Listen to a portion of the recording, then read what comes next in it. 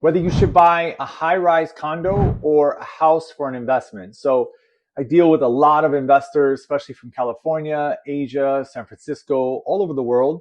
And I get the same question all the time. Is it better to invest in a high-rise or is it better to invest in buying a home?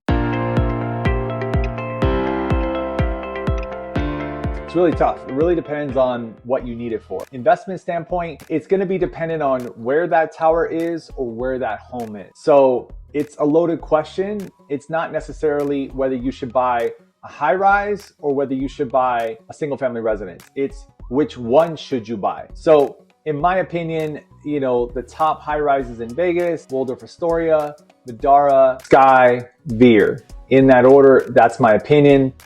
Waldorf Astoria and Sky are directly on the strip, Waldorf being on the south side, Sky being on the north side. Then you have Vdara, which is amazing because if you have that northeast view, you get the mountains, Bellagio, Cosmo, and the strip, which is amazing. There's very, very few units that have that. And then also with Veer, same thing. You get those front-facing units. It's really amazing. However, then you start getting into the second tier of high rises, which is like Palms, Jewel is downtown, things like that. So, and then you got some of these older high rises, which are in Las Vegas Country Club and things like that, right? So I don't even know if they're high rises. I mean, back then they may have been high rises, but now some of these high rises are really worn down. The deferred maintenance has really caught up with it. So, in saying that, I think it depends on where you are. So if you're an investor and you're looking for an investment, for instance, I had a client who bought a Vdara unit about 3 years ago. She purchased it for about $680, $670, something like that. She sold it 2 or 3 years later for close to $1 million. It was $950, $960, something like that. So she got $100,000 a year in equity in that unit. But again, she had a 280-degree view. She had mountains, she had Bellagio, she had Cosmo, she had the strip, she had everything. It was extremely, extremely amazing unit. And it's extremely hard to find those units because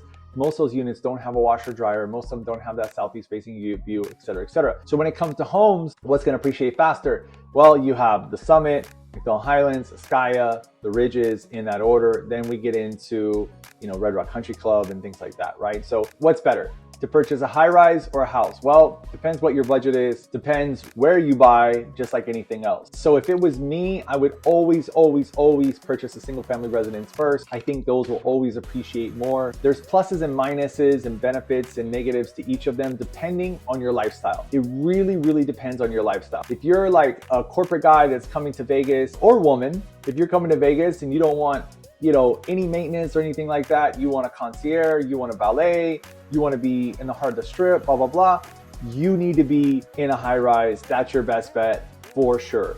If you're coming with your family and you're going to stay a few weeks and that's, and you want to be more family oriented, probably better to be in a single family residence. Not that a high rise wouldn't accommodate you.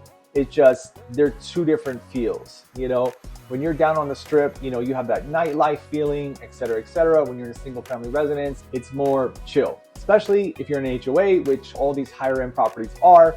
So they're not really going to allow you to like get crazy and get party. There's noise variances and things like that. So from a cost perspective, what are we talking about? Well, with a high rise, you're probably going to pay anywhere from $700 a month to, I've seen them as high as $3,000, $4,000 a month in HOA fees. Most of the time, they average between $800 to $1,600 a month. Those are the average high rises, depending on where you are, whether you're downtown, like at Newport Lofts, Jewel, things like that, or if you're on the strip, North Strip, South Strip, et cetera, et cetera. Really depends on location, right? And it depends on the amenities, right? Some of these places, I think most have pools, little exercise rooms, a front desk clerk, et cetera, et cetera. Most have that. Then you get into the next tier, which is roaming security, concierge service, where they bring up your dry cleaning. There's just another level. They have med spas within the building and things like that. Some of them actually have shuttles, from my understanding. That's another thing to consider on your lifestyle and where you want to be in Las Vegas for a high rise. For single family residence, again, if you want to be someplace like the Summit, you can't even get in the Summit unless the owner is actually like there and driving you in, or somebody from the Summit Club is actually driving you in. Super, super high security.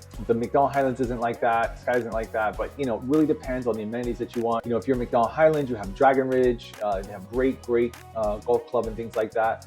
I know the Ridges just changed names. Summit Club is amazing. So it depends on your price point, how much you have to spend, things like that. So anyways, I know it's kind of a loaded question. I kind of went off on a tangent, but I get these questions a lot about what to buy. And you know, it all depends on the timing of the market, regardless what you're buying. If it's a downtime, you can really hit someone and get a property at a really good price, and it'll elevate in value quickly depending on the deal that you got. Also, another thing I want to touch on when it comes to high rises is views. Everybody wants an amazing view, period. Doesn't matter what high rise you're in, downtown, off strip, on strip, north side, south side, doesn't matter. Every investor I know, it's all about views. You're not coming in to buy, you know, a view of the north, you know, it just doesn't work unless you just want a place to chill. You really don't care about looking at the strip or the sphere or anything like that, but that's the wow factor of being in Vegas, right? So as far as a home, some things you can think about, same thing is view. I mean, if you go to McDonald Highlands or Askaya, some of those homes are super high up. You get a 360-degree view. You can see the planes coming in. You can see all Las Vegas. You can see mountain to mountain. I mean, how much money do you have? You know, what's your appetite for what you want to spend and why? I hope this helps a lot of you out there. They're looking to invest in Vegas. Investors, if you have any questions, you could always call me. Don't charge for my knowledge. I've been in Vegas 40 years. I've seen it grow. My knowledge is extensive when it comes to Vegas and San Diego. San Diego is a different animal, but to touch on San Diego, it's the same thing. You know, I like beachside whenever I'm living in San Diego. I like to live in La Jolla, Del Mar, Mission Beach, PB. Obviously it's different. Mission Beach and PB is a lot more busy. La Jolla and Del Mar is a lot more private. But being on the beach is insanity. I remember comping out a beach house about a year ago. It was on the beach in Del Mar. It was 1,700 square feet, no garage, and I comped it out at $14 million.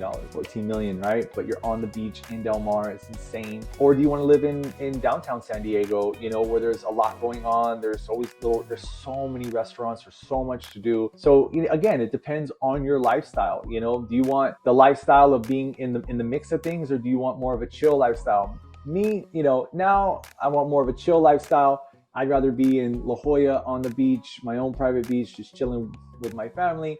Back in the day, it'd be all about downtown, but it's what are your needs, right? So whether you're in San Diego or you're in Vegas, give me a call. I live in both places. I'm back and forth all the time. Can definitely help you and point you in the right direction. Let me know if you guys have any questions, and I'll see you on the next one.